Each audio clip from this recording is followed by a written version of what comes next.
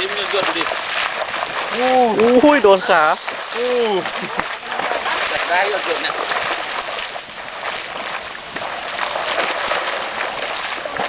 โอ้ยร้อนด้วยนิดเดียวแล้วนิดเดียวแล้วอุ่น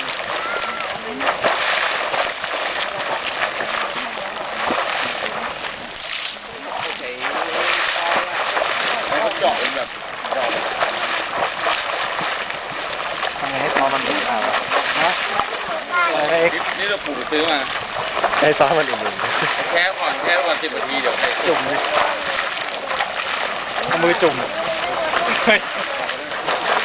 เอกหาเรื่องตายเลยอุ้ยระวังนะไปใส่ดีกว่าโอ้ย